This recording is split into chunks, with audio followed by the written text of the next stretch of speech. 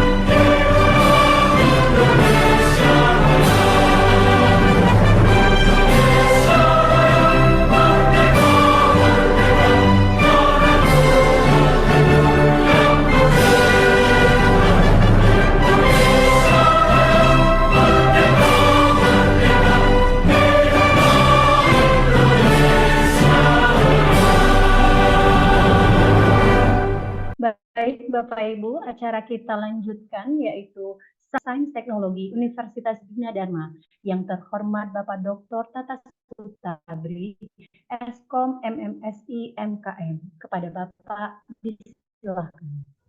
Baik, terima kasih Ibu Mega. Bismillahirrahmanirrahim. Assalamualaikum warahmatullahi wabarakatuh. Suara saya terdengar jelas, Pak Lea? Waalaikumsalam warahmatullahi Iya Pak, wabarakatuh. terdengar bagus Pak. Baik, Jelas Pak. terima kasih atas kesempatan yang diberikan. Baik, pada hari ini, tanggal 31 Januari, ya, menjelang akhir dari bulan Januari ini, kita mengadakan lagi webinar series nasional. Yang mana kegiatan webinar ini akan terus kita laksanakan. Ya, semoga langkah kita mendapat ridho dari Allah Subhanahu wa Ta'ala untuk selalu berbagi pengalaman, berbagi ilmu gitu ya. Sehingga apa yang kita niatkan menjadi hal yang bagus. Ya, pertama-tama kita panjatkan puji syukur kehadirat Allah Subhanahu wa Ta'ala. Dan yang saya hormati pertama mungkin Bapak Associate Professor Leon Abdillah ini sebagai koordinator Pusat Penelitian di Universitas Bina Dharma, dan juga Ibu Mega, Ibu Putri, dan kawan-kawan yang lainnya saya hormati, dan juga Bapak Ibu Guru mungkin yang hadir dari beberapa sekolah yang hari ini berkenan hadir waktunya untuk mengikuti webinar ini, dan juga kawan-kawan dari institusi perguruan tinggi lainnya. Nah, saya lihat tadi ada kawan baik saya di Bina Sarana Informatika. Terima kasih sudah menyempatkan waktunya, Pak Priyatno dan kawan-kawan. Ya, sekilas tadi saya lihat, karena ini pesertanya cukup banyak hari ini, alhamdulillah. Dari ada sekitar 41 institusi. Nah, mungkin nanti sebaiknya nanti dibacakan juga dari mana peserta ininya ya. Siapa? Ibu Mega. Jumlah pesertanya yang hari ini hadir ada 150 ya, kurang lebih ya. Wah, luar biasa. Memang kalau kita bicara tentang blockchain ini menarik nih ya. Ya, sebetulnya blockchain ini sudah sekilas saya ulas sedikit tentang blockchain, bahwa kegiatan webinar ini selain untuk unjuk eksistensi ya, bagi para dosen, juga untuk mahasiswa baik S1 maupun S2 ya. Oh ya, tak lupa juga nih yang saya hormati Bapak Ferdi sebagai narasumber yang sudah hadir. Terima kasih sudah mau berbagi pengalaman dan pengetahuan untuk kami di Fakultas Sains dan Teknologi khususnya, ya, terutama untuk mahasiswa dan dosen. Nah, ini Pak Ferdi ini baru selesai S3-nya ya.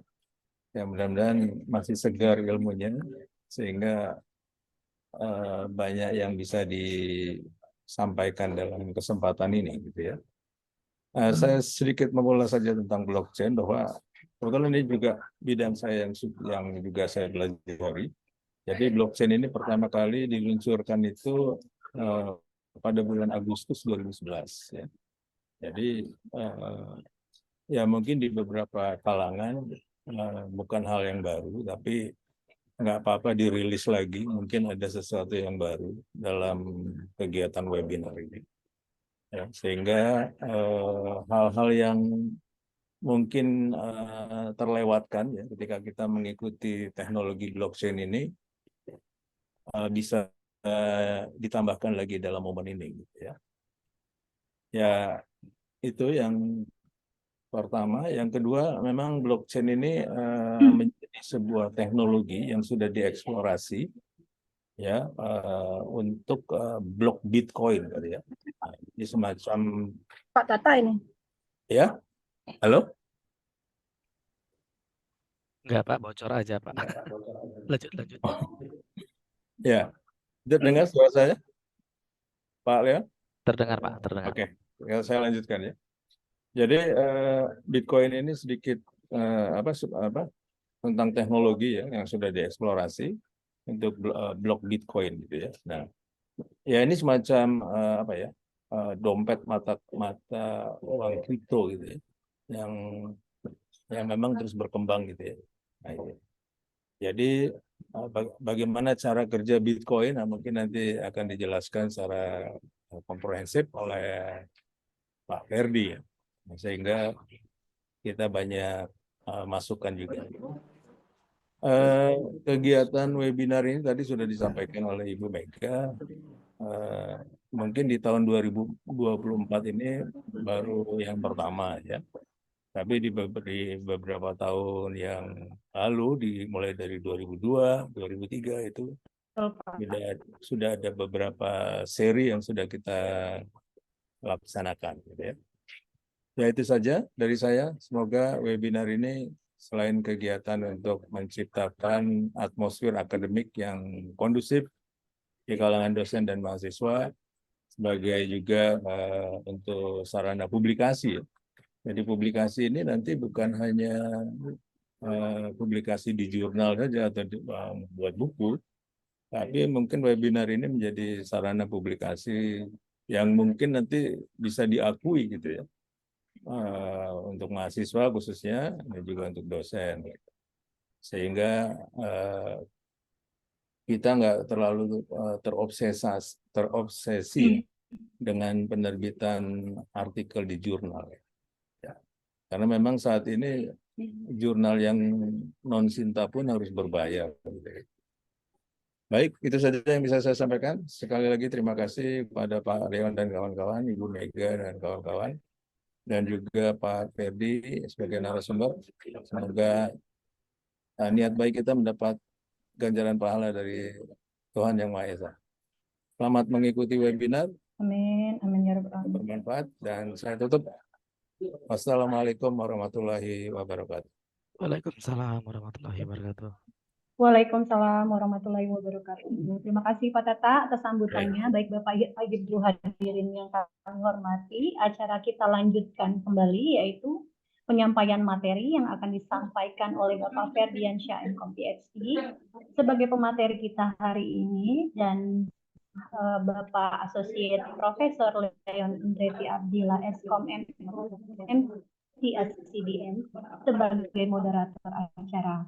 Sebelum saya memulai acara dari moderator kita pada pagi hari ini, yang terhormat Bapak Leon Andretti Abdillah itu sekarang itu ada di posisi Koordinator Puslit Inovasi TIK, Smart System dan Data Science, UBD 2, Reviewer Kemenristek Dikti 3, kemudian Asesor DKD Kemenristek Dikti 4, Research Fellow INTI International University, Malaysia, kemudian Research Fellow Tsinghua University, Taiwan. Baik Bapak, itu saja CV singkat dari moderator kita. Untuk itu langsung saja saya alihkan acara diskusi bersama narasumber. Bapak Ferdi, silakan. Pak Leon, disilakan. Baik, terima kasih banyak, Mega. Assalamualaikum warahmatullahi wabarakatuh. Senang sekali kita sudah memulai seri pertama di tahun 2024. Kita punya army baru, Pak ya. Ada Ibu Mega yang sebelumnya dipegang oleh Bu Iin, kemudian juga kita ditemani oleh Ibu Reza, dosen baru kita.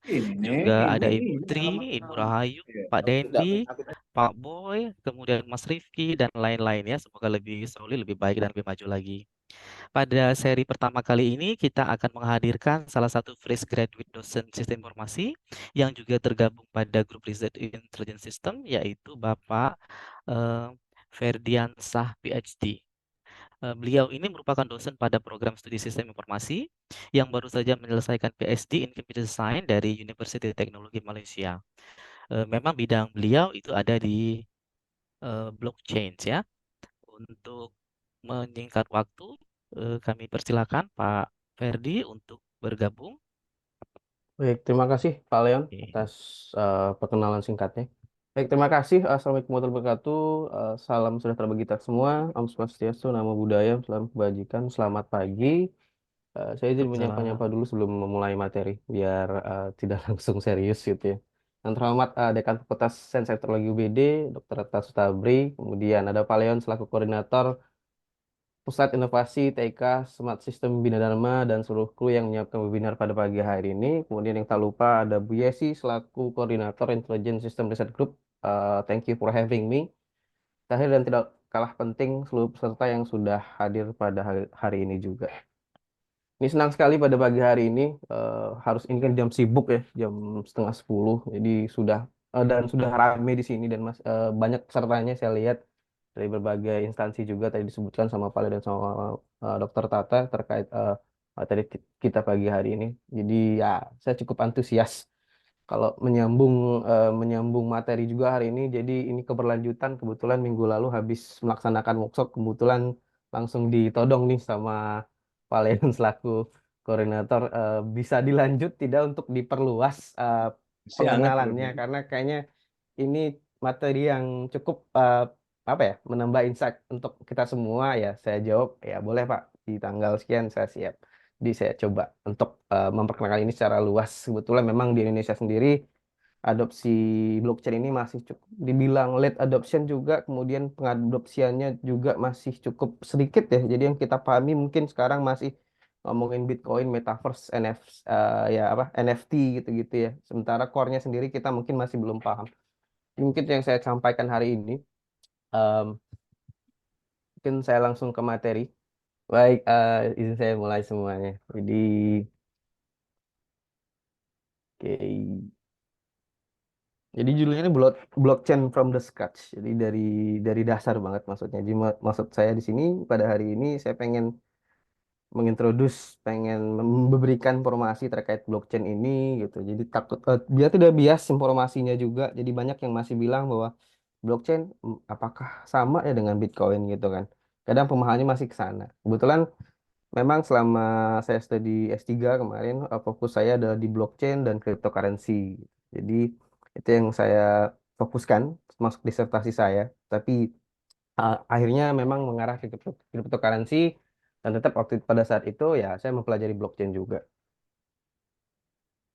Ini mungkin yang selama saya studi saya fokuskan situ. Jadi saya mengambil beberapa course memang kok fokus ke sana. Terakhir mungkin yang baru saya ambil minggu lalu juga. Jadi sempat rehat karena memang fokus menyelesaikan studi, tapi karena memang saya masih penasaran sama bidang ini, saya ambil terus sertifikasinya. Saya terakhir ambil di blockchain program, saya baru ambil di Udemy juga di Januari ini saya selesaikan. untuk dua sertifikasi lainnya saya ambil di beberapa tempat juga di ya beberapa tahun lalu lah, 2 tahun lalu.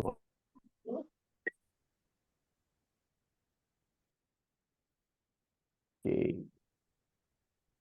Motivasinya kenapa? Jadi global ini ya, demand jadi blockchain engineer ini sering bertumbuh karena memang pengaplikasiannya semakin banyak gitu. Jadi demandnya tumbuh sehingga ini mendorong perusahaan-perusahaan atau startup ini mencari blockchain engineer, gitu. Kemudian eh, salah satu motivasinya ya untuk memahami lebih dalam terkait teknologi ini, terkait kemudian yang saya jelaskan tadi, late adoption, kemudian regulasi dan polisi yang masih berbentrokan ya, sehingga di beberapa negara ini menjadi sebuah penghalang ya buat buat pengadopsiannya gitu. Nah, ini saya balik lagi ke Bitcoin dan blockchain nih, gitu. Jadi kalau ngomongin Bitcoin itu sebetulnya itu tidak sama dengan blockchain. Tapi kalau nggak ada Bitcoin belum tentu ada blockchain gitu. Jadi apa blockchain ini lahir istilahnya dari Bitcoin. Tapi kalau ngomongin Bitcoin itu ya tidak sama dengan blockchain karena Bitcoin ini aplikasinya, blockchain ini adalah back end istilahnya dalam dalam Bitcoin itu sendiri, dalam cryptocurrency, dalam metaverse, dalam NFT juga itu blockchain adalah si back endnya. Jadi kalau ngomongin Bitcoin, metaverse, NFT itu adalah pengaplikasian dari blockchain itu sendiri gitu. Jadi yang akan saya bahas hari ini di 1 jam ke depannya, insya Allah semoga cukup waktunya. Jadi ada beberapa hal. Pertama itu praktik blockchain tadi udah kita bahas singkat, kemudian kita bahas ses kriptografi. Kebetulan memang saya fokus di security gitu ya. Jadi ini akan coba saya bahas sedikit juga. Kemudian ada immutable ledger. Ini dalam pengertiannya adalah buku atau jurnal besar dalam transaksi. Jadi transparansi itu ada di immutable ledger. Kemudian ada distributed P2P network. Kemudian ada bagaimana mining ini bekerja. Jadi karena kalau kita ngomongin algoritma blockchain itu ada mining di situ. Jadi ada ada konsensus algoritma. Konsensus algoritma itu kalau kita ngomongin proof of work sama proof of stake gitu ya. Proof of work dan proof of stake ini itu berhubungan langsung dengan mining mining algoritma mining apa mining reward nanti. Mining reward ini berhubungan dengan user yang atau node atau user yang membantu dalam proses transaksi terjadinya blockchain gitu. Jadi kenapa mining ini selalu disinggung dalam dalam transaksi blockchain, dalam transaksi apa apa metaverse dan sebagainya? Karena di beberapa beberapa algoritma termasuk di yang paling bukan yang paling awal ya, memang dari seluruh algoritma blockchain itu proof of work sama proof of work sama sama proof of stake itu membutuhkan apa? Membutuhkan trans bantuan transaksi. Jadi itu kenapa ada distributed P2P network. Jadi semua node itu bisa bergabung menjadi node dalam blockchain itu sehingga eh, membantu proses transaksi gitu. Itu kenapa nanti saya jelaskan di slide berikutnya terkait distributed P2P network. Kemudian terakhir konsensus protokol yang sebutkan tadi proof of work, proof of stake gitu ya. POS, POW kalau singkatannya gitu ya. Oke, saya lanjut ke oke, lanjut lagi. Oke. Jadi balik ke awalnya. Jadi awalnya banget itu blockchain itu sebetulnya nggak seperti sekarang awalnya. Jadi di awal itu pengenalannya masih kita ngebahas digital signature gitu ya. Digital signature kemudian eh, something like handshake gitu ya dalam TCP/IP gitu-gitu. Jadi eh, di awal itu di tahun 91 kemudian ada Hashcash juga itu di tahun 85 kalau nggak salah, tapi memang udah ada bentuknya di awal-awal tapi belum sampai sekarang sehingga pada tahun 2008 itu Satoshi Nakamoto itu buat paper terkait peer to peer cash yang namanya Bitcoin tadi. Dia buat white paper mungkin udah banyak yang baca juga terkait itu. Jadi awalnya dari sini kebanyakan memang yang mirip itu adalah si How to Timestamp Digital in Journal Cryptology itu di tahun 91 buatan penulis Stuart Haber sama W. Scott Stornetta ya. Jadi kemudian dilanjut risetnya oleh si Satoshi Nakamoto, kemudian terbentuklah Bitcoin, lalu hadirlah blockchain, kemudian dilihat dilihat pengaplikasiannya sangat aman sekali, secure sekali, kemudian unik dalam hal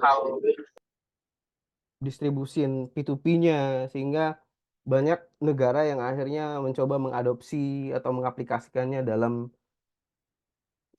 daily ya kegiatan sehari-harinya lah gitu ya. Misalnya dalam proses bisnis, dalam security dan lain sebagainya. Oke. Jadi what is blockchain? Blockchain ya, kalau kita ngomongin blockchain karena dia blok, pasti ada blok di situ. Kenapa bisa di blockchain disebut chain, nanti kita bahas. Jadi kita ngomongin ini data, misalnya contoh example data ya gitu. Data, kemudian ada previous hash di situ. Jadi hashing. Jadi di blok ini dia di dalamnya udah ada, nanti ada penggunaan hash di situ.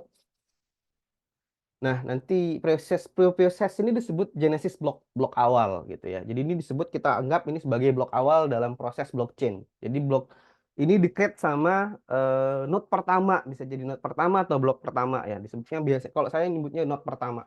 Dan jadilah genesis blok di situ. Ada hash di situ. Jadi berapa kali hash yang digunakan dalam blok ini, nanti terakhir ada namanya hash lagi gitu.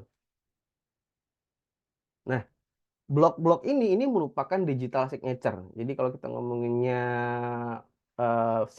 sidik jari ya oke lah gitu. Jadi kita bisa bisa untuk menyimpulkannya, ini adalah digital signature-nya dari blok itu. Jadi ada hash di situ. Ini yang Kamera ya. ini yang menjadi inti dari blok itu tersebut ya.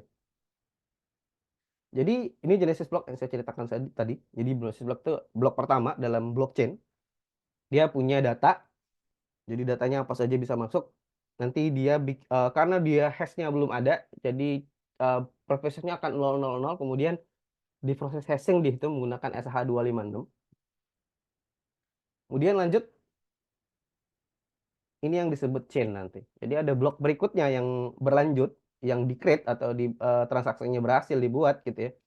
Datanya sama bisa jadi berbeda juga, tapi karena dia berbentuk blok itu, dan kenapa bisa jadi chain, karena hash yang ada di genesis blok pertama itu di bawah, itu akan berlanjut ke blok berikutnya, ditarik gitu ya, diupdate atau di mine nanti, sehingga hashnya itu masuk ke blok yang kedua.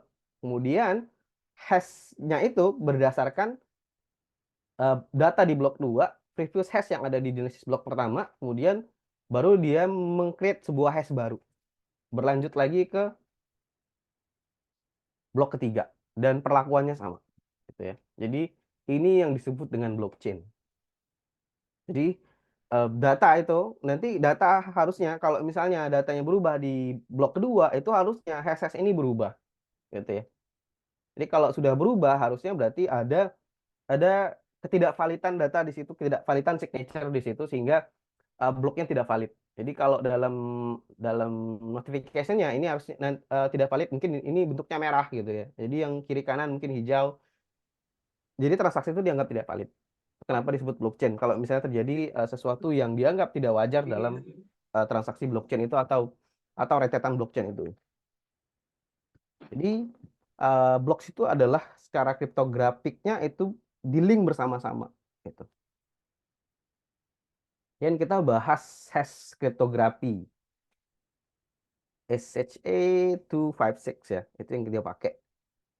Jadi apa itu SHA-256? Jadi ini buatan NSA, Network Security Agent USA yang ngeluarin gitu ya. Jadi badan federalnya USA yang ngeluarin itu.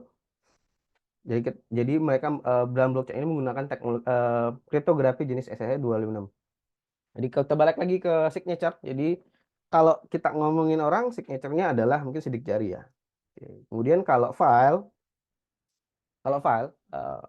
kita bisa ngomongin dia bisa mungkin selama ini kita mengenal yang namanya MD5, kemudian base 64 gitu ya, untuk dalam hal signature dari sebuah file atau hashing kita ngomongnya gitu ya. Nah, di kriptografi yang kita gunakan adalah SH256 gitu ya. Jadi semua file nanti akan ditranslasi ke SH256 gitu ya. Jadi ini yang dinamakan digital signature dari file di dalam blockchain. Jadi merupakan 64 hexadesimal characters gitu. Oke. saya mungkin saya izin demo sedikit. Nanti boleh dicatat atau di capture untuk kalau mau demo. Kebetulan di orang ini ya saya panggil Mr. Anders ini dia buat demo blockchain. Jadi isinya buat kita ngelihat proses transaksi blockchain gitu ya. Di sini saya pengen demo. Nah, kalau mau langsung coba di rumah silahkan. Saya akan demo hashingnya saja.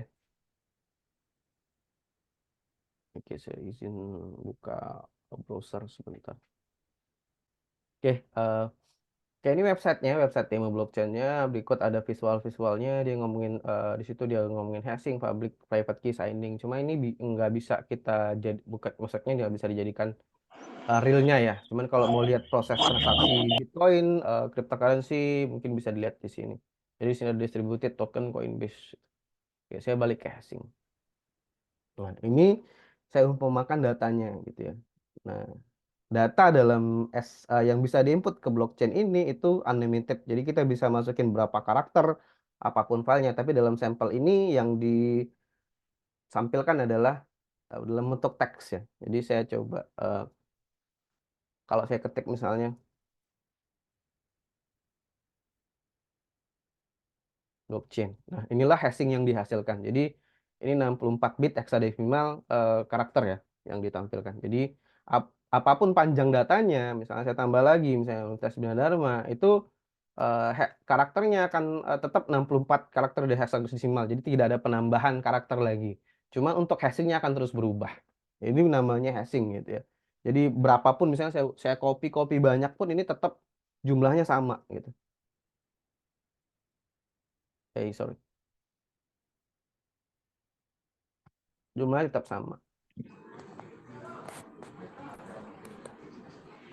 Nah, ini yang disebut hashing ya. Jadi tidak ada perubahan dari sisi karakter, tapi dalam hashnya berubah. Ini yang dinamakan SH26 sehingga kenapa digunakan dalam blockchain gitu ya. Nah, tapi beda lagi kalau kita ngomongin wallet yang sempat disampaikan sama Pak Tata. Jadi kalau di wallet sendiri dia dia beda beda beda beda hash jadi ya. Jadi dia nggak pakai SH26, dia pakai dash istilahnya. Jadi semacam distinguish encode kriptografi gitu ya. Itu yang dipakai di wallet, di berbagai wallet NFT pakai itu. Nah, jadi karena proses yang istilahnya sedikit dia pakai hashing, kemudian pakai kripto gitu ya, pakai kripto lagi, itu yang menyebabkan blockchain ini sampai sekarang mungkin salah satu yang dibilang aman ya, belum terjadi pernah belum pernah istilahnya terdapat kejadian kebocoran data yang masif atau apa, belum ada berita itu, jadi sehingga dianggap sampai sekarang ini adalah sebuah algoritma yang cukup atau proses security yang cukup aman hingga hari ini gitu. Ya, saya balik lagi ke slide. Jadi udah kita bahas. Oh ya, saya lupa nyampain kalau di Indonesia sendiri sebetulnya udah dipropos dari 2017 ya. Salah satunya ada Prof. Budi Raharjo di ITB. Itu fokus risetnya memang dari 2017 sampai sekarang itu ngarahnya ke blockchain. Itu 2017 dia udah propose terkait e-voting gitu ya untuk pemilu lah. Cuma memang untuk penerapannya sendiri di Indonesia sendiri belum sampai ke sana. Cuman kalau dia udah propose ke sana di tahun 2017. Kemudian ada Dr. Andri Alamsyah juga dari Telkom University yang fokus ke sana. Jadi saya sering melihat riset-riset mereka untuk saya pelajari gitu ya. Karena banyak hal-hal yang mereka udah pelajari lebih dulu.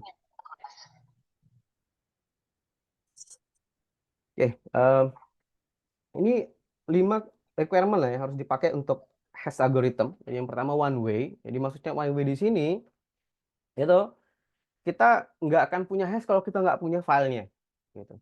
Jadi aneh kalau kita punya hashnya tapi nggak punya filenya, dapat dari mana gitu. Jadi ini yang disebut one way. Jadi eh, kita punya file, kita punya hash. Dan hash ini harusnya nggak ada perubahan dalam artian hash ini kalau kita cek lagi atau kita verified balik gitu kan, itu hashnya harusnya sama. Jadi di mekanisme verifikasi seperti itu. Ya. Kemudian deterministik, ya dalam artian sebenarnya deterministik ini dalam artian bisa diterjemahkan ya. Jadi seperti yang saya bilang tadi, kalau misalnya saya terjemahkan ininya apa hash ini itu harusnya adalah file ini gitu. Itu yang dinamakan deterministik. Begitupun sebaliknya. Fast computation. Jadi mungkin salah satu yang dianggap SH2 ini dipakai itu karena dia punya fast competition gitu ya. Dalam hal deskripsi, encoding dan sebagainya itu SH26 yang termasuk fast competition. Avalanche aspect. Avalanche aspect ini dalam artian satu aja karakter penambahan dalam file tersebut atau satu aja misalnya karakter hilang dalam file tersebut itu hashnya akan berubah. Jadi tidak akan sama lagi. Ini yang disebut avalanche effect gitu ya dalam dunia kriptografi.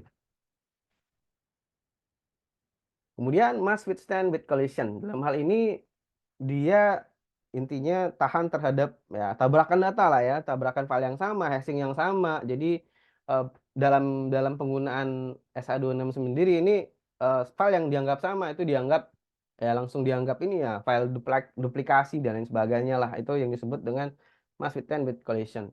Jadi tabrakan file, tabrakan hashing itu tidak akan terjadi di SH26 karena SH26 sendiri unik ya. Jadi tidak akan ada misalnya hash yang file yang sama tapi punya dua hash yang berbeda. Itu tidak akan terjadi di SH25. Itu yang requirements yang harus dibutuhkan dalam penggunaan hash algorithm.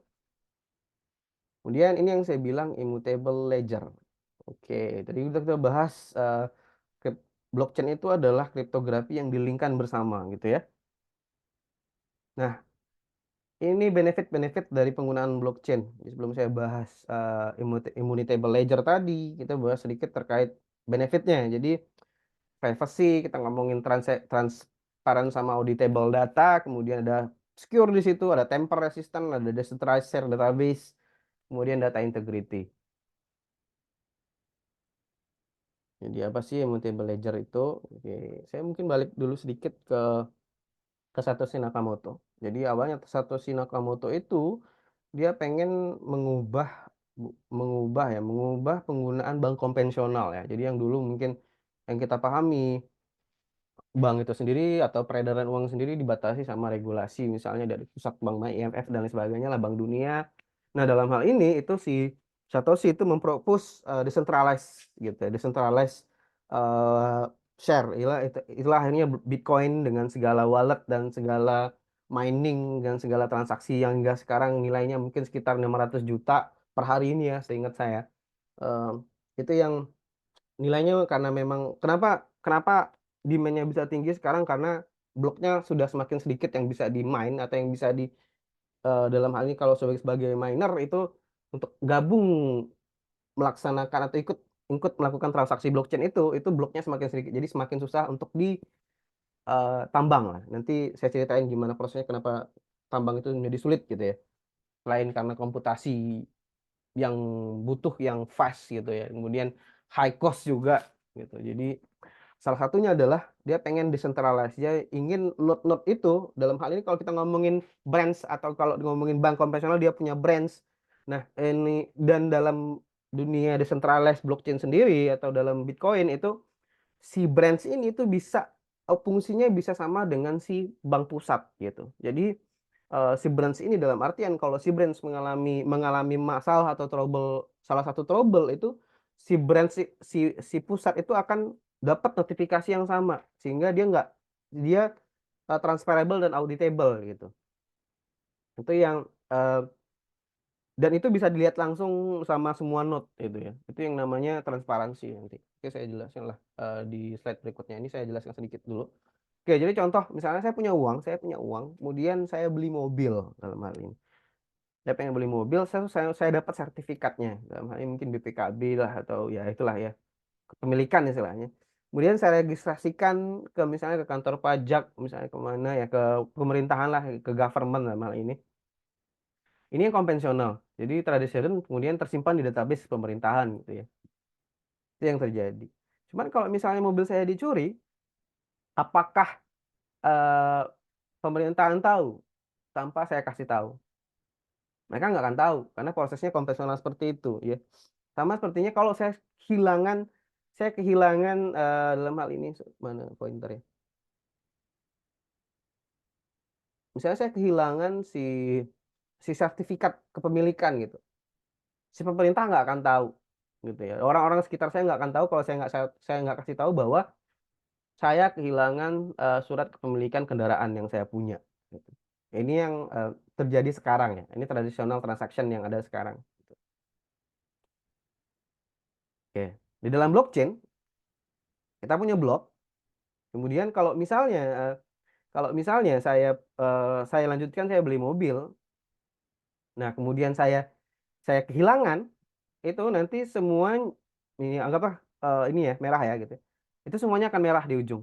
Mungkin yang kita anggap ini misalnya blok 1, blok 2, 3 nggak kenapa-napa. Ini mungkin kita anggap cabang lah misalnya di mana, atau saya posisinya di sini. Nanti semua yang ada di blok berikutnya 1, 2, 3, 4, 5 di blok terakhir maksudnya 6, 7, 8, 9, 10 itu akan dapat notifikasi yang tidak valid di situ, datanya berubah gitu. Baik saya yang update atau nanti mungkin secara otomasi diupdate gitu ya. Terjadi perubahan data atau terjadi perubahan kepemilikan misalnya di sini, tiba-tiba terjadi perubahan kepemilikan tanpa diupdate secara legal sama node-node yang terkait. Misalnya dalam hal ini bagian pajak, bagian pemerintahan, bagian kepolisian gitu ya, yang ngurus plat nomor dan segala macam, itu semuanya akan dapat notifikasi. Tapi tiba-tiba misalnya di dalam hal ini, dalam dalam perubahan kepemilikan yang tiba-tiba itu, kalau dia tidak valid karena tidak ada pelaporan dari memang user yang legitimate, user dalam hal ini, itu menjadi bloknya akan menjadi tidak valid gitu. Itu yang menyebabkan blockchain ini aman gitu ya. Oke, itu tadi immutable ledger. Sekarang kita bahas distributed P2P networknya, secara distribusi networknya. Kita balik lagi ke kasus yang tadi, kasus yang masih sama, pembelian mobil tadi. Oke. Oke, ini beli rumah, sorry. Kita beli rumah. Oke, saya punya sertifikat lagi, kemudian saya registrasikan lagi ke Badan Pertanahan lah, bla bla bla bla. Oke, ini traditional ledger. Nah, misalnya terjadi perubahan data gitu kan. Misalnya misalnya terjadi perubahan nama dari sertifikat, tiba-tiba kita tidak menjadi seorang pemilik rumah itu lagi. Ini kan sering terjadi di Indonesia nih. Apa? Duplikasi sertifikat tanah lah, kepemilikan dan lain sebagainya lah. Itu yang mengherankan ya. Tiba-tiba sertifikat kok jadi dua, ini pun kok bisa gitu kan. Padahal saya yang punya pertama, sehingga usut-usut lama gitu kan. Dia harus nyari histori surat tanah yang pertama kali, segala macam saksi dan segala macam lah, sehingga masuk hingga ke meja sidang. Nah, ini kalau di blockchain harusnya tidak terjadi. Jadi begitu begitu satu blok dianggap tidak valid, semuanya tidak valid. Maksudnya blok berikutnya tidak valid. Mungkin di blok awal pada saat dia transaksi pembelian masih oke. Nanti jadi pemburahan di sini pada saat dia sudah punya, ternyata tiba-tiba ada perubahan data di situ, atau entah itu duplikasi yang saya bilang tadi, duplikasi appliance effect dan sebagainya gitu ya. Sehingga ini diupdate, menyebabkan proses perubahan data sehingga blok-blok berikutnya dianggap tidak valid. Itu teknologi blockchain itu seperti itu. Jadi harusnya mungkin kalau kalau kalau pemerintahan denger ini mungkin agak sensitif, tapi ya untuk adopsi memang agak sedikit telat, bukan telat ya, agak susah karena regulasi dan polisi. Kita harus bangun infrastruktur ini dari awal, kembali ngelihat infrastruktur, kembali lihat framework yang sudah ada ya. Mungkin butuh waktu ya, bukan telat. Jadi butuh waktu untuk adopsi. Jadi seharusnya kalau dengan teknologi ini, hal seperti duplikasi sertifikat, kemudian perubahan sertifikat tanpa tanpa user legitimate itu tidak akan terjadi. Oke, oke, tadi balik ke table ledger, sudah saya jelaskan juga sama. Oke, sekarang kita bahas distributed P2P network. Tadi sempat saya singgung terkait setiap orang atau setiap node itu bisa bergabung dengan bloknya blockchain. Nah, hal ini dalam environment-nya blockchain, dalam lingkungannya blockchain ya. Jadi setiap orang dalam hal ini, asal dia memenuhi requirement dari Genesis block atau dari environment-nya si blockchain yang infrastruktur yang dia buat, atau si orang lain buat, atau dalam hal ini government yang buat gitu ya. Oke, contoh seperti ini yang konvensional dalam hal ini memang ya, distributed P2P network itu seperti ini. Jadi setiap network berhubungan satu sama lain, bisa berkomunikasi dalam hal ini, tapi di dalamnya itu ada blockchain-nya gitu. Kita ngomongin blok di sini. Jadi eh, akan ada blok-blok misalnya. Jadi kalau misalnya saya bilang ada kita anggap di atas itu adalah Genesis bloknya. Jadi setiap Genesis blok punya 4, lainnya itu harus punya 4 blok yang sama dengan Genesis blok yang pertama gitu. Jadi kita anggap ini node 1, node 2, node 3, node 4 sampai node ke 7. Itu punya blok yang sama nanti.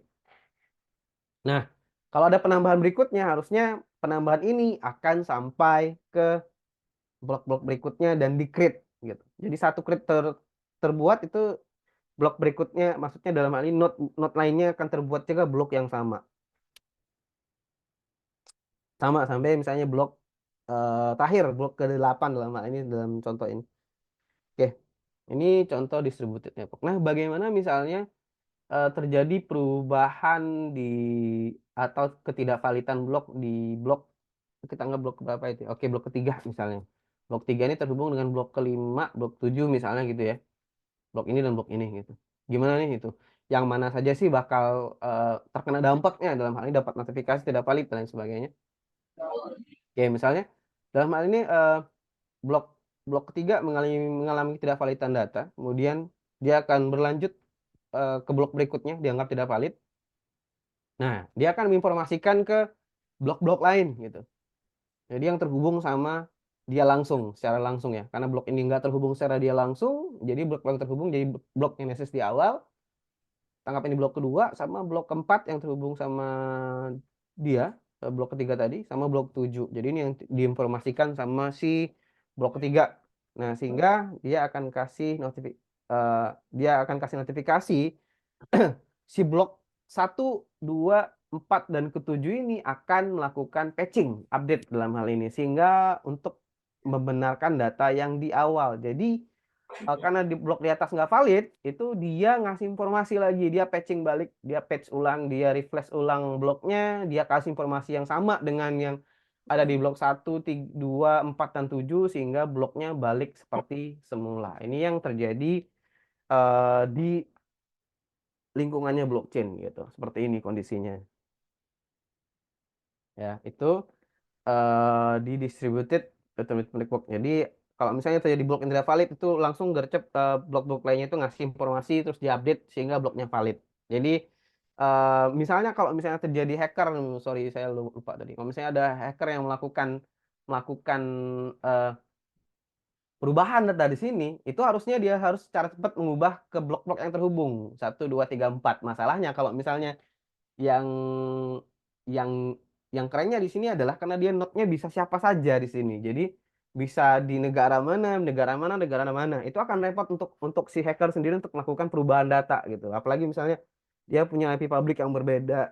Kalau misalnya mungkin kita anggap 1 dengan 2 ini dia punya IP public yang sama. Mungkin satu kelas masih bisa. Mungkin dia raba-raba IP-nya. Sementara untuk yang ini mungkin IP-nya di US, ini di Jepang, ini di saya sendiri di Indonesia misalnya seperti itu. Dia akan repotan untuk melakukan hacking transaksional di situ. Jadi akan melakukan perubahan data, kemudian diupdate hash-nya, kemudian dia samakan datanya, kemudian diambil datanya, itu akan repot. Sementara dalam hitungan detik, persekian detik, itu satu kali misalnya saya update, misalnya saya perintahkan blok Genesis yang di awal tadi untuk update data ke semua node, itu dia akan berubah lagi gitu. Itu yang kerennya blockchain itu di sini gitu. Jadi pada saat ada perubahan data, yang lain langsung akan ngupdate, refresh gitu. Jadi datanya balik lagi ke awal semula. Jadi dia mencocokkan hash-nya, mencocokkan datanya, dia ngupdate datanya, dibalikin semuanya ke situ. Gitu. Itu distributed dan ya apa kerennya blockchain di sisi itu ya. Oke, sekarang kita ngomongin how mining works sekarang. Bagaimana miningnya bekerja? Kenapa sih butuh mining sih dalam blockchain gitu ya? Ya, kita ngomongin blok lagi. Jadi di blok itu ada blok number komponennya, ada data yang kita bahas tadi sebelumnya, ada previous hash. Kalau dia bukan, kita anggap ini bukan Genesis blok ya. Ini udah blok kedua, kan ini posisinya blok 5. Jadi previous hash-nya nggak 000 lagi. Oke, ini hash. Jadi 1, 2, 3, 4 ini itu komponen yang harus dipunyai sama si blok. Jadi 1 bloknya, blok number, 2 datanya, 3 previous hash-nya, dan keempat adalah hash-nya itu sendiri. Jadi nanti 1, 2, 3, 4 ini di-create hash-nya sama si user dalam hal ini, atau si node dalam hal ini. Nanti setelahnya baru di hashing ulang. Kemudian satu lagi dia punya nonce. Nah, nonce ini yang 1, 2, 3, 4 ini yang akan menghasilkan hash. Sorry, saya lupa saya. Nonce-nya jadi nonce number inilah yang akan digunakan sama miner untuk melakukan hashing gitu ya. Hashing yang di-create untuk melanjutkan proses transaksi untuk bergabung sebagai node Itu prosesnya ada di sini. Yang pertama block number, ada nonce, ada data, ada preprocess. Kenapa nonce? Karena nggak mungkin untuk setiap miner itu untuk memecahkan si hashing gitu ya, karena akan pekerjaan yang rumit. Jadi yang dipecahkan sama dia adalah nonce numbering, kemudian dia dapat hash nanti.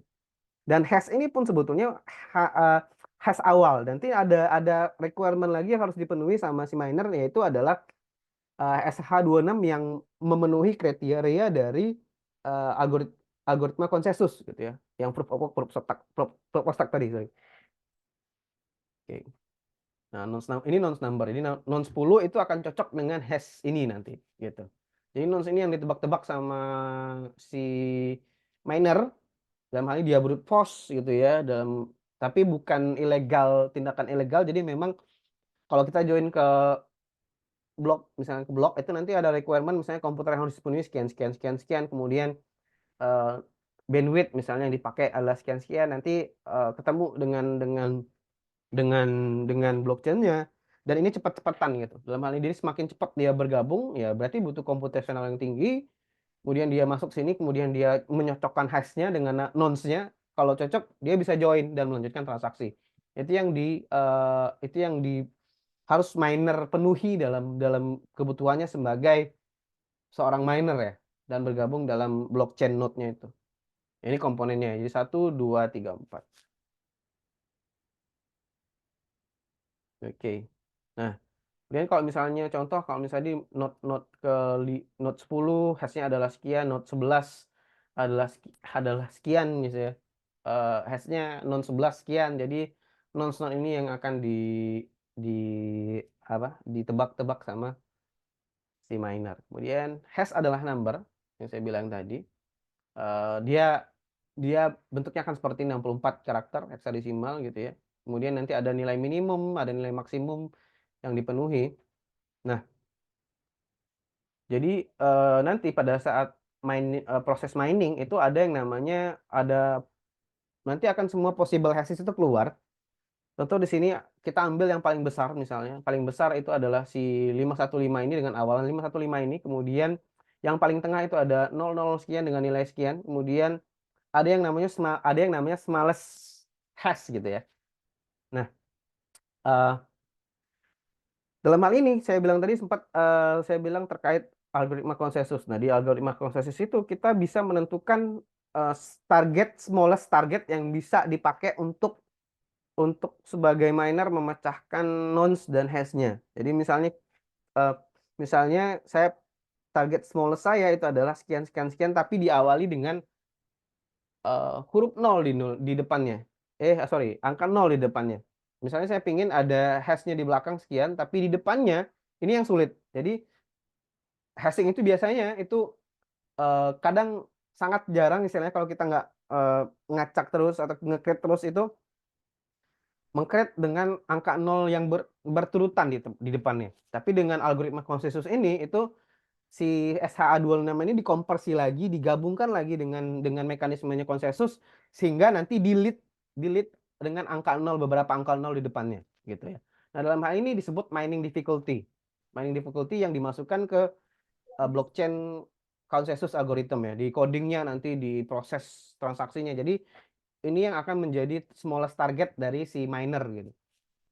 Jadi kalau sudah tercapai, transaksi bisa berlanjut. Nah, karena tadi misalnya saya tentukan adalah smallest targetnya ada dengan awalan 00 ini gitu ya. Berarti yang di awal dianggap tidak cocok, yang tengah juga tidak cocok, yang memenuhi adalah sekian. Karena smallest targetnya adalah angka 0 di depannya ada berapa kali? Saya nggak bisa ngitung, anggaplah ada 10 15 lah ya.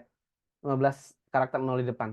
Jadi ini akan dijadikan sebagai target dari si miner untuk memecahkan blok dari transaksi blockchain itu, atau si transaksi Bitcoin itu.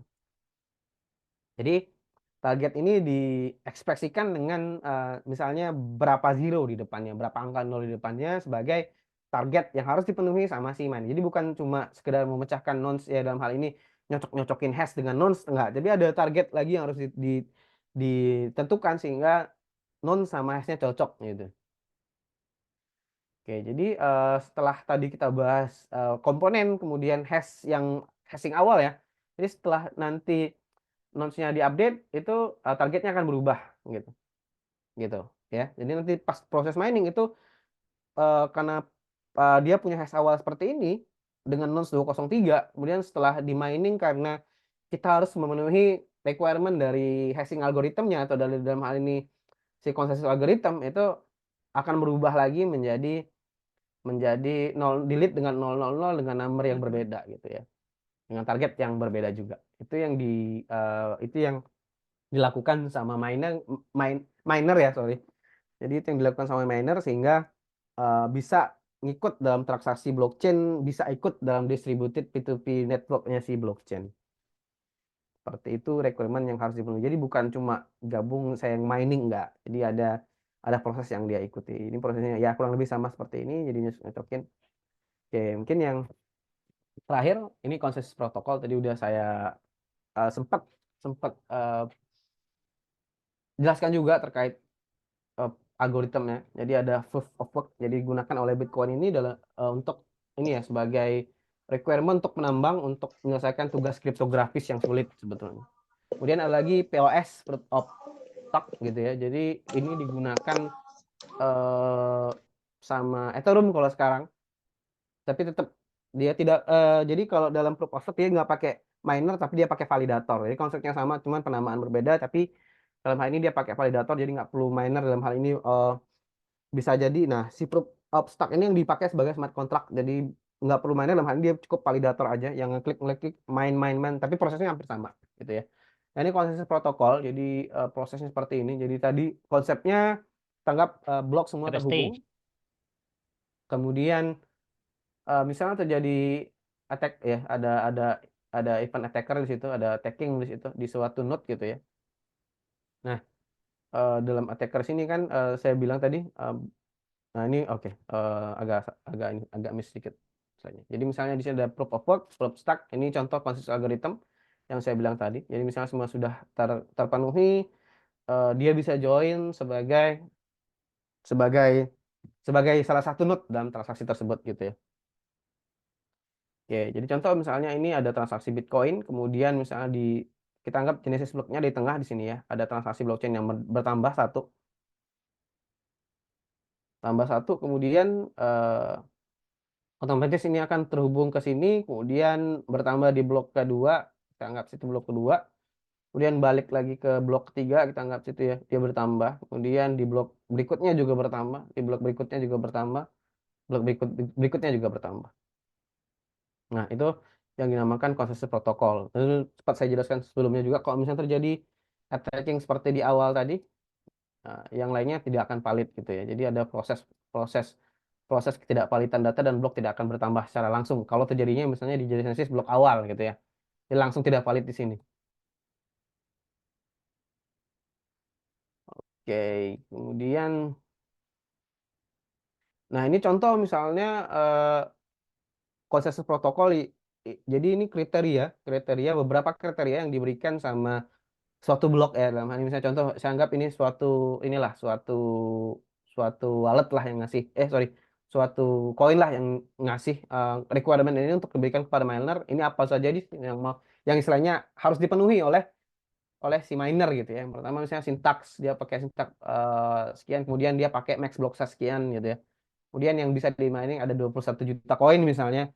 Kemudian rewardnya misalnya 1 gitu ya. Gitu. Ini contoh requirement yang diberikan sama si miner gitu ya. Si environmentnya blockchain. Jadi cryptographic puzzle itu hard to solve tapi easy to verify. Jadi istilahnya dalam hal ini ya sulit untuk di solving hashnya, tapi dalam hal validasi dia akan memudahkan karena sekali dia ngupdate data ya semuanya diupdate gitu. Nah dalam konsensus, nah ini slide yang tadi kepisah, sorry. Oke, ini ngomongin yang biru-biru tadi. Oke, jadi contoh ada penambahan di blok genesis 1 misalnya, kemudian berlanjut lagi di blok-blok berikutnya, kemudian misal ada penambahan lagi di blok berikutnya dengan sengaja dikasih warna berbeda. Jadi blok-blok ini akan saling berkomunikasi karena blok ini berbeda. Dalam hal ini Maksudnya yang terhubung, dia tidak terhubung langsung ke blok blok 3 misalnya. Jadi si yang blok di atas itu mengambil dari transaksi dari blok blok Genesis gitu ya, yang terhubung langsung sini, kemudian dia update data ke sini sehingga datanya match. Dia misalnya ada penambahan data lagi, terus bertambah, dia akan update berikutnya. Nah, dalam transaksi mungkin ada proses ketinggalan nih di sini. Misalnya bandwidth-nya apa istilahnya dalam hal ini, misalnya ada bandwidth-nya sedikit lemot atau hardware-nya mungkin lagi stres ya. Jadi ada dalam hal ini mungkin ada ketertinggalan data. Jadi bagaimana nanti proses konsensus algoritma mengupdate-nya adalah dia akan tambah dulu. Jadi pada saat blok kelima tadi dia mau masuk ke blok 6 itu datanya lambat gitu masuknya. Nanti tidak valid gitu. Sehingga tidak valid karena lambat prosesnya, sehingga butuh waktu, sehingga seluruh node ini bertanya, kok ini lambat banget prosesnya. Nah, yang dilakukan sama konsensus protokol adalah dia geser dulu node-nya yang terakhir tadi. Kemudian dia tambah dengan 2 data terbaru gitu. Ini yang dilakukan, yang blok yang tertinggal tadi disebut open block, tidak ditinggal tapi digantung gitu. Diupdate sama data yang paling baru. Itu prinsipnya. Itu yang dinamakan proof of work sama proof of stake tadi ya. Itu proses yang dilakukan. Nah, ini untuk prosesnya tadi. Nah, ini kalau misalnya kita ngomongin ini kan pasti ada user nih. Nah, ini proses usernya beda lagi dengan si node gitu ya. Jadi dalam hal ini kita anggap dia transaksi Bitcoin gitu atau Ethereum gitu ya. Nah, ini saya bertindak di luar si node tadi. Gitu ya. Ini proses distribusinya seperti itu, topologinya. Nah, ini contoh misalnya ada Alice dan Bob, dia ingin transaksi blockchain ke blok gitu ya, ke wallet gitu ya. Dalam hal ini dia pakai Indolux atau apa gitu ya. Dia transaksi, kemudian ada proses yang terjalin di situ. Kemudian ini yang dilakukan, misalnya ke node 1, ke node 2, node 3 gitu. Nah, yang terakhir mungkin saya akan kasih case-case aja nih, yang nanti misalnya buat riset ini apa sih blockchain ini bisa dipakai buat apa sih ke depannya, atau sedang trennya apa nih gitu. Oke, kalau dalam sistem informasi blockchain ini bisa dipakai misalnya contoh di SCM ya, atau di logistik proses gitu. Jadi misalnya di sini logistik ada supplier, manufacturer, regulator, logistik, wholesaler, retailer, konsumen, itu bisa diwakilkan sama blok-blok tadi 1, 2, 3, 4. Kita anggap di sini punya 7 blok ya. Itu diwakilkan sama 7 blok tadi untuk transaksi. Jadi dia akan transferable sama auditable tadi ya. Jadi kalau kita misalnya terjadi ada suatu kejadian di logistik, itu datanya akan terupdate di blok gitu ya. Ada transaksi misalnya perubahan data, kemudian timestamp yang tidak sama gitu kan, kemudian event yang tidak sama, sehingga wholesaler akan mendapatkan uh, apa ketidakvalidan blok gitu ya, atau tidak dapat report bahwa transaksi ini tidak valid dan segala macam gitu ya. Jadi lebih lebih valid datanya, istilahnya lebih kita dapat ketransparan data dari proses-proses yang sedang terjadi gitu. Kemudian di SCM juga bisa dilakukan. Jadi ini ada regular supply chain sama supply chain yang menggunakan blockchain gitu ya. Jadi dari tiga yang itu Kemudian ini kalau misalnya tadi di medical gitu ya, di logistik medical kita misalnya di pharmaceutical research development kita bisa wakili bloknya, kemudian di manufacturing plant kita pasang blok juga di situ gitu kan, kita jadikan dia sebagai node, kemudian di gudang juga, di delivery juga, di warehouse juga, sehingga proses pendistribusian obat ini ya akan berlangsung dengan baik. Jadi kita bisa tahu informasinya sudah di mana, misalnya terjadi masalah di mana, seperti saya jelaskan tadi, sehingga pasien pun dapat transparansi data ya. Gitu. Dan kalau di ya, informatika dalam Sekutis ini kita bisa kita bisa jadikan blockchain ini sebagai konsensus dari IPS ya. Jadi kita bisa gabungkan dia di network ini gitu. Kita bisa misalnya kita bangun berapa node di situ, kemudian setelah kita proses train datanya, kemudian kita dapat lognya, kita update misalnya ke node-node di misalnya kita anggap ini rumah sakit ya, kita punya beberapa data situ, kita punya blockchain network sehingga kita dapat data yang sama, kemudian kita digabungkan juga dengan jaringan misalnya untuk threat hunting sih bagusnya ini. Jadi kalau threat hunting kita bisa dapat kevalitan data, kevalitan serangan gitu ya, kevalitan juga dari sisi eh, anonimusnya kita bisa ambil juga di situ gitu kan. Ini kalau dia dalam dalam dalam kaitannya dengan intrusion prevention system ya, atau juga bisa misalnya eh, kita punya apa hasil log serangan kita simpan di konsensus algoritma tadi, kita hashnya kita validkan gitu ya. Jadi tiap tiap log itu punya kecocokan tingkat serangan data yang sama gitu. Dia punya punya atau juga bisa membantu dalam proses transaksi ininya apa serangan ya. Jadi maksudnya dalam hal ini dia bisa bisa nambah nambah nambah node di situ, kemudian bisa nambah misalnya kalau misalnya transaksi lanjut misalnya dalam hal ini serangannya oke, baru bisa masuk ke log node-nya seperti itu. Itu contoh dalam dalam hal IPS ya. Juga di IPS di data center kita bisa wakili, ya mungkin agak sedikit ngejelimet kalau orang Indonesia nyebutnya gitu ya. Kita harus pasang blockchain di semua layer, kemudian kita pasang blok juga di tiap node yang ada gitu. Tapi ya kalau dari sisi riset ini akan sangat challenge sekali ya, menghadirkan tantangan-tantangan baru lah dari sisi performansi, kemudian dari sisi forensiknya ada, dari sisi networknya juga ada gitu. Ini juga masih sama. Jadi dalam sisi apa IDS juga saya balikin ke situ karena memang saya coba lagi ngarahin riset saya ke arah sini. Ini yang coba saya hadirkan di pagi hari ini.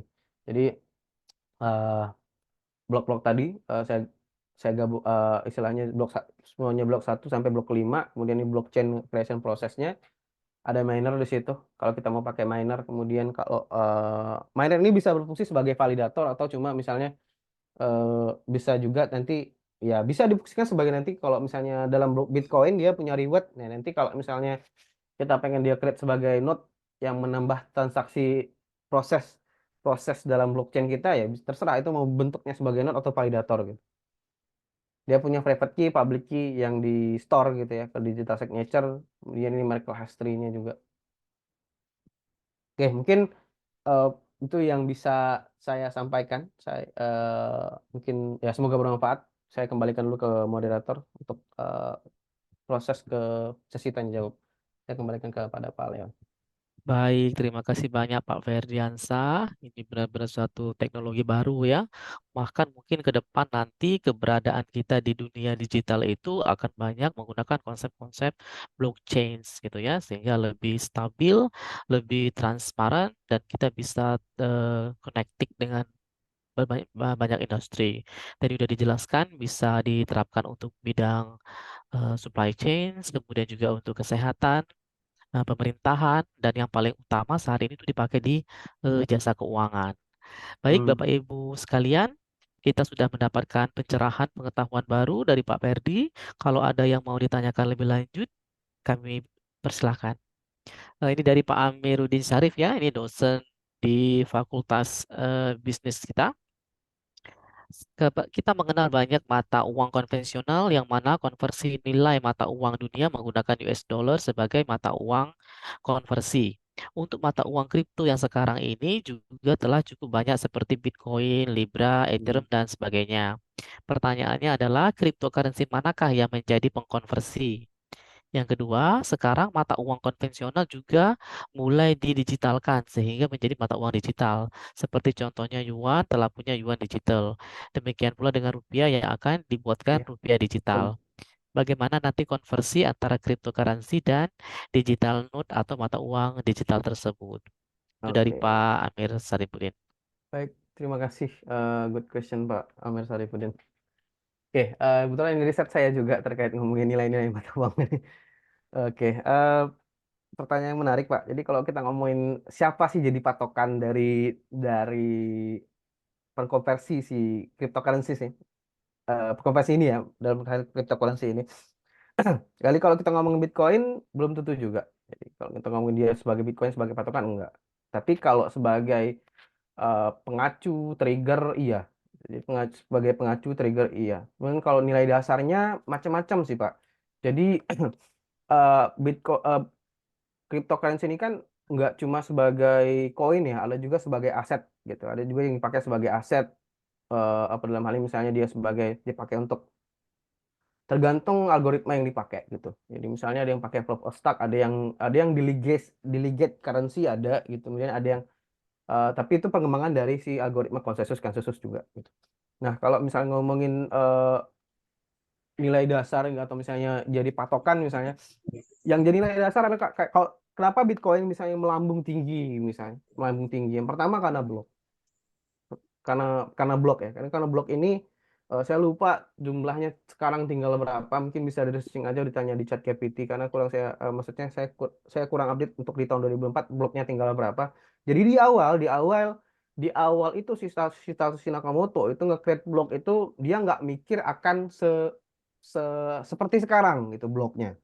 Jadi dia waktu itu meng-create blok dengan jumlah yang terbatas dalam hal ini mungkin dalam jutaan blok lah nggak ya gitu. Nah, yang menjadi demand atau misalnya yang jadi value-nya di sini adalah si blok. Jadi semakin dikit bloknya karena sekarang ini kan orang terus mining bertambah bergabung di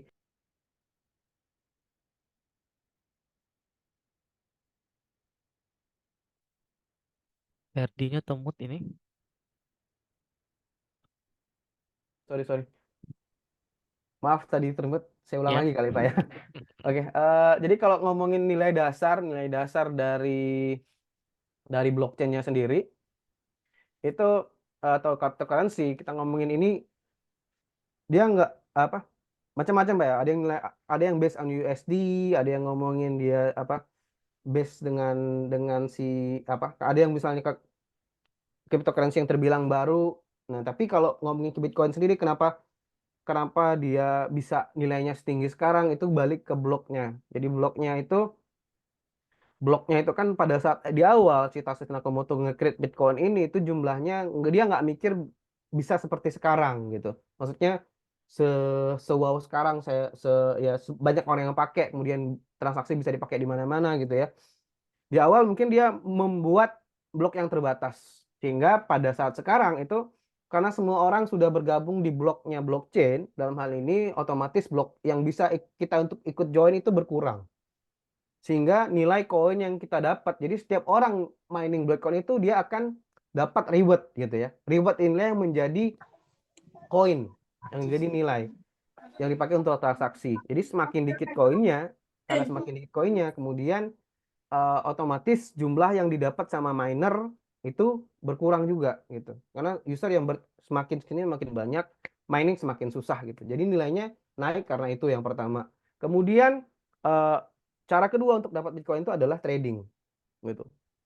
Jadi dua hal ini yang cuma dimungkinkan untuk mendapatkan uang dalam dunia cryptocurrency atau mendapatkan value dalam dunia cryptocurrency. Sehingga karena blok ini sedikit, kemudian ada permainan juga di sisi trading, sehingga ya ini yang membuat nilainya berfluktuatif ya, fluktuatif misalnya. Kemudian juga terkait regulasi dan polisi di tiap negara ini berhubung juga mungkin Pak Amir yang lebih paham kalau ekonomi dan manajemen mungkin kayak lebih paham demand value segala macam kayak lebih paham terkait itu. Saya nggak terlalu terjun langsung tapi yang saya pahami seperti itu. Ada permainan juga di situ sehingga nilai ini sangat fluktuatif sekali. Beda, tapi kalau perlakuannya kepada koin-koin lain berbeda lagi. Jadi kalau misalnya Ethereum dengan Ethereum pakai mining juga. Dia pakai smart contract yang pakai mining, jadi kita bisa mining, tapi nilainya lebih rendah. Kenapa ya? Yang pertama, blok masih banyak, terbilang masih cukup muda dalam hal ini. Jadi lebih kalau blockchain itu kan dari 2008, Ethereum saya lupa dari 2011 atau 2012, jadi lebih muda lagi sehingga nilai bloknya masih masih cukup banyak mungkin ya. Untuk sekarang mungkin nilainya kalau nggak salah 2 juta atau 3 juta per satu Ethereum gitu. Beda dengan satu satu Bitcoin yang 600 juta. Kemudian juga kalau ngomongin lagi tadi apalagi ya Sekarang mata uang kripto juga mulai digerakkan sehingga menjadi contohnya. Oke, bagaimana nanti konversi antara cryptocurrency terhadap digital node mata uang digital? Kalau ngomongin, kalau misalnya ngomongin mata uang konversi yang digital kan dia di Indonesia sendiri mungkin masih early adoption ya, masih di awal untuk mendigitalkan uang. Saya belum tahu nanti eh, eh, akan mengacunya kemana, apakah ke USD juga, apa ke arah Bitcoin, saya belum tahu. Tapi kalau di beberapa negara Arab, beberapa negara Islam, termasuk saya di Malaysia sendiri, karena memang saya risetnya di situ, itu dia ngambil ke dinar, gitu. Jadi ngambil satu satu ya satu satu koin satu emas gitu, gitu. Jadi nilainya lebih baliknya ke syariah, gitu. Jadi dia ngambil nilai dasar emas sehingga valuenya ini ya mendukung kehalalan juga, mendukung spekulasi, eh, mencegah spekulasi riba, gahar dan segala macam, jadi diambil dari sana. Nah, saya untuk koin yang kayak misalnya Indonesia mau menerapkan itu, saya kurang paham nilai dasarnya seperti apa, ke apa balik ke rupiah atau seperti apa, saya belum belum tahu sampai ke sana. Memang saya sempat dengar di tahun 2023 atau 2022, kemudian kebetulan saya ikut juga sempat hibahnya waktu itu ada BI yang memang buat buat eh, buat hibah untuk terkait mata uang digital ini tahun 2002 kalau nggak salah, terkait mata uang digital dirupiahkan. Saya sempat ikut hibahnya juga waktu itu, emang nggak lolos. Ya itu Pak mungkin yang saya bisa jawab. Baik, jadi memang sesuai dengan idenya kan dia free eh, birokrasi, Pak Berdi Iya, ya. jadi Jadi balik kira-kira mana yang kuat, mana yang strong, dialah yang bertahan. balik balik ke blok, balik balik Balik kalau lagi ke blok kalau kalau berapa Pak Bitcoin ya? baliknya ke blok Pak. Kalau kalau kalau kayak misalnya ada koin lain, misalnya Betul saya sekali. kalau kalau ada saya lupa kalau yang di ringgit namanya apa, tapi kalau di Singapura ada yang di Malaysia itu dia udah eh, pokoknya dia coba ngonversi dari, dia pakai standarnya emas sama kayak Arab gitu.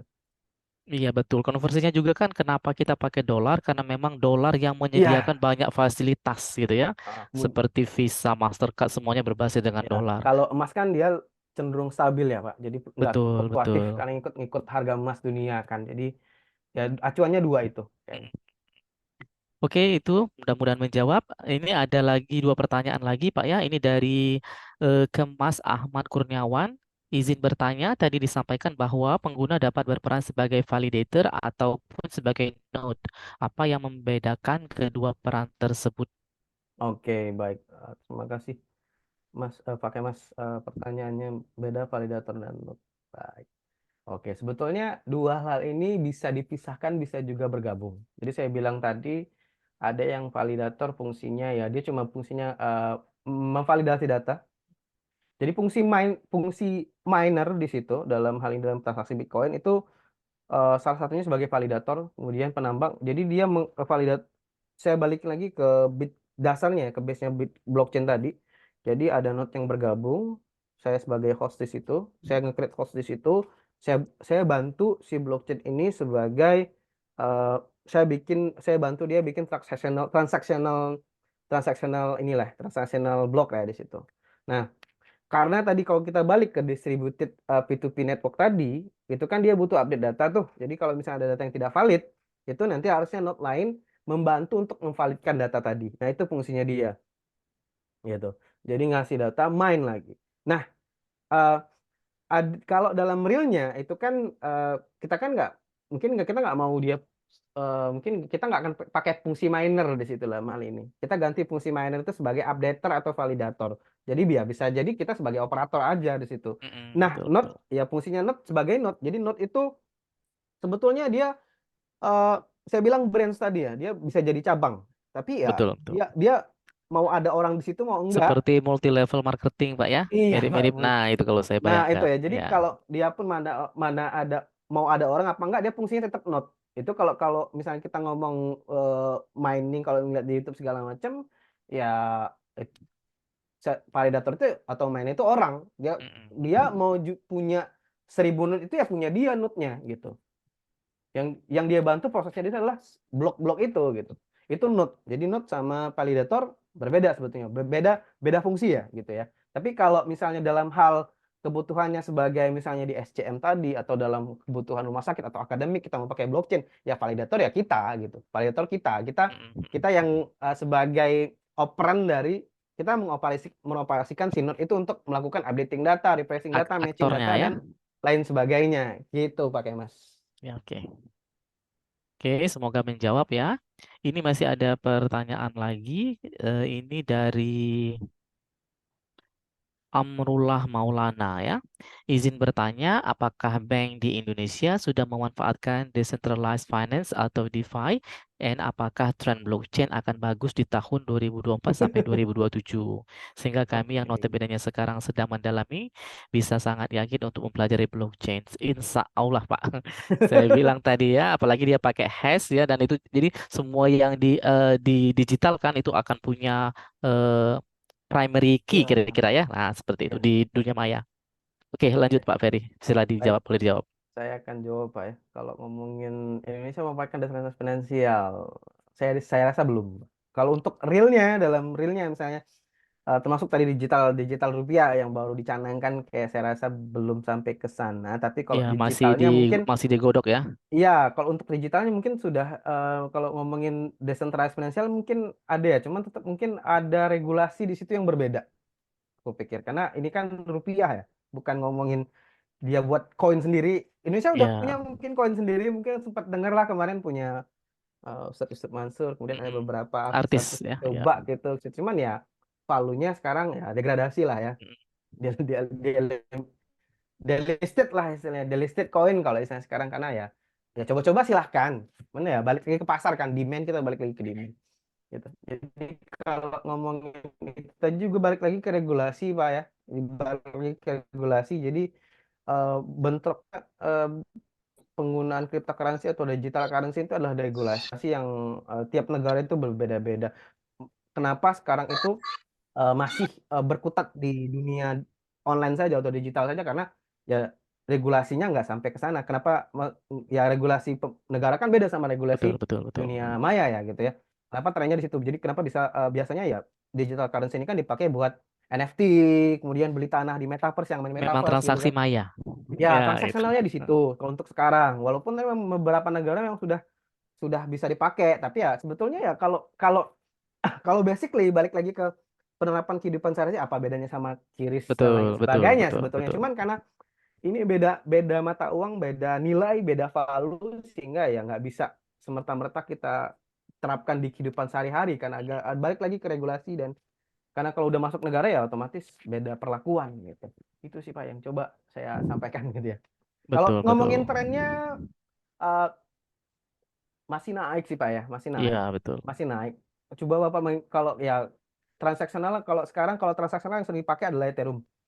Kalau buat metaverse sama NFT ya masih Ethereum. Maupun Masih NFT, terjangkau harganya ya. ya masih terjangkau. NFT kan mungkin karena trennya agak turun ya. Kemudian pas kemarin pas COVID naik. Tapi untuk metaverse masih masih jalan terus kayaknya. Kalau misalnya ngelihat main-main metaverse itu kan, beli-beli tanah di sana ya harganya naik terus Pak. Kayak kita beli tanah di dunia normal aja, kayak dunia nyata aja Tinggal gitu kan. tinggal siapa yang mau beli ya. Iya gitu. Malah mungkin kalau di kotak-kotakin itu, kampus Bina Dharma sendiri udah ada yang beli sebetulnya Pak. Jadi kalau misalnya ada orang mau bikin metaverse-nya Bina Dharma, itu sebenarnya udah nggak bisa, udah dicangkok sama orang. Saya udah coba cek Pak, bahkan jembatan Ampera udah ada yang punya di Mm-mm. metaverse itu. Mm-mm. Jadi ya trennya masih naik. Jadi tinggal cepet-cepetan aja. Kalau negara Singapura, Malaysia udah early adoption, sebenarnya udah cepet-cepetan, mungkin karena kita ya mungkin masih fokus pemilu, jadi ya mungkin nanti aja. Gitu Ya, Pak. adopsinya kan tidak hanya di finance Ya, tadi kan, ada ya, di ya. supply chain, kesehatan. Ya, bisa klaim. Selama ada record yang didigitalkan, nah itu yang berpotensi tetap Ya, dipakai konsep saya pikir blockchain-nya. akan lebih lebih apa ya, lebih logik kalau kita terapkan kalau untuk di Indonesia sendiri ya ke situ-situ ya. Apalagi kita sering Betul. kebocoran data dan sebagainya. Mungkin terkait Iya, pemerintahan kayak, tapi ya itu tadi balik ke regulasi juga perlu perlu pembangunan, kajian infrastruktur dari awal segala macam. Banyak hal yang harus kita lakukan lah. Banyak PR-nya masih. Walaupun propose propose ke arah sana udah cukup lumayan gitu, cuman ya mungkin banyak yang harus dipikirkan karena infrastruktur yang ada kan memang nggak segampang itu untuk pindahkan ke infrastruktur yang lain yang lebih modern gitu kan. betul, betul, betul. Oke, ini nampaknya peserta sudah tercerahkan ya dengan Iya, baik. webinar kita kali ini. Terima kasih banyak Pak Ferdi. Sama-sama Pak. Welcome back to Bina Dharma. Bisa mengembangkan diri lebih lanjut ya. Mungkin kita buat blockchain yang Kolaborasi lah berawal Pak ya. dari Bina Dharma dari Palembang ya dengan topik-topik penelitian turunan. Insya Allah Pak. Baik, terima kasih Bapak Ibu semua. Saya kembalikan ke Ibu Megawati. Ya, terima kasih. Baik, terima kasih kepada moderator dan narasumber atas materi yang telah disampaikan hari ini. Semoga dapat bermanfaat bagi kita semua. Selanjutnya Bapak, kita foto bersama untuk dokumentasi acara webinar kali ini. Kepada seluruh peserta webinar, dimohon kesediaannya untuk menyalakan kameranya. Oke, baik. Tampaknya sudah ya. Yuk, ini slide berikutnya. Oke. Selanjutnya. Ada Ustadz Andri, Pak Suyanto, Pak Rahmat, Pak Fauzi. Oke. Lanjut. Screen berikutnya terakhir ya Pak ya? Iya, betul. terakhir. Screen kelima. Oke. 1, 2, 3. Ada Pak Sobri. Oke, terima kasih. Hadirin kami hormati, acara selanjutnya adalah penutupan yang akan disampaikan oleh Koordinator Pusat Penelitian Inovasi TIK Smart System dan Data Science, Bapak Profesor Associate Profesor Leon Andretti Abdillah, Eskom MMMTA CDM. Kepada Bapak, disilakan. Baik, terima kasih banyak Bu Megawati. Alhamdulillah ya pada tahun 2024 ini tahun ketiga kita kembali bisa bersua secara maya ya. Jadi tidak hanya blockchain-nya saja yang ada di dunia maya, kita juga di sini bisa ketemu juga secara virtual. Pada seri pertama kali ini, alhamdulillah ada sekitar 169 peserta dari 42 instansi dan 17 kota ya. Kemudian yang cukup unik pada kesempatan kali ini sejumlah rekan dari sekolah menengah itu juga ikut hadir ya. Untuk sesi selanjutnya itu insya Allah ada dari rekan-rekan engineering, kalau tidak salah dari rekannya Bu CH Desi ya. Kemudian untuk Maret kita sudah ada dari Pak Sobri. Pak Sobri juga fresh graduate dari Malaysia ya. Baik Bapak Ibu, terima kasih. Kemudian kalau ada yang mau bekerja sama dengan kami, baik dengan fakulti atau juga dengan puslit, kita welcome ya. Kita bisa sharing bersama, kita bisa berbagi bersama, dan juga insya Allah nanti dapat pahala yang terus mengalir ya. Seperti blok blockchain Bitcoin yang sekarang sudah senilai 600 juta itu ya. Nah, oke, ini Pak Ferdi juga amal jariahnya ya. Oke, Amin, Pak. baik. Saya cukupkan sampai di sini. Jumpa lagi pada kesempatan mendatang. Baik, terima kasih Pak Leon. Rangkaian demi rangkaian acara sudah kita lewati. Akhirnya saya sebagai MC hari ini mohon pamit undur diri dan mengucapkan terima kasih kepada seluruh pihak yang telah membantu diselenggarakannya acara ini, serta kepada seluruh peserta yang telah berpartisipasi dari awal sampai dengan akhir acara. Sebelumnya, izinkan saya menyampaikan sebagai penutup acara. Zodiak kembar namanya Gemini, orangnya ramah, suka cumi-cumi. Webinar berakhir sampai di sini, salah dan janggal mohon dimaklumi. Satu lagi Pak. Cakep. Pagi-pagi melihat petani Halo, membajak Assalamualaikum. sawah di tanah Ya. berkarsi. Webinar kali ini cukup sekian dan terima kasih. Akhir kata, wabillahi taufik wal hidayah. Wassalamualaikum warahmatullahi wabarakatuh. Terima kasih. Waalaikumsalam warahmatullahi Wassalam. wabarakatuh.